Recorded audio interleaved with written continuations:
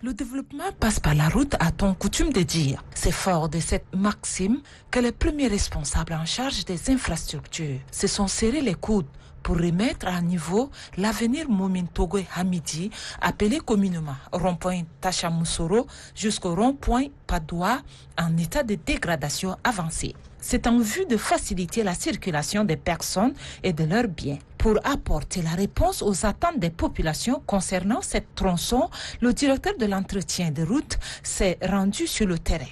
C'est une solution intermédiaire qui consiste à rétablir le niveau de service, un bon niveau de service. Et cet entretien, il ne faut pas que la population oublie qu'il y a un projet de renforcement qui est là.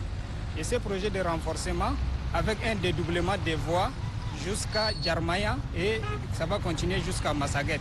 Donc, il faut une solution, n'est-ce pas, intermédiaire, palliative qui permettra d'établir un niveau de service acceptable. Le chef de mission des travaux a expliqué techniquement les différentes phases de revêtement de cette avenue en béton. Il faut comprendre qu'il existe deux types de revêtements, c'est-à-dire deux types de couches de roulement pour les routes d'une manière générale.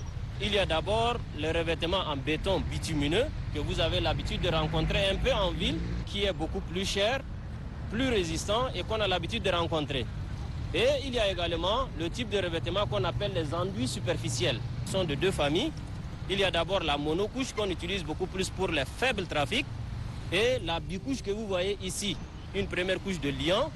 Au-dessus, on fait répandre une couche de granularité un peu plus grande, notamment le 10-14 ici, et une autre couche de liant et du granulat beaucoup plus petit que vous voyez ici. Le gouvernement n'a pas lésiné sur les moyens pour réhabiliter cet axe en vue de faciliter les échanges commerciaux à l'intérieur, voire au-delà du pays.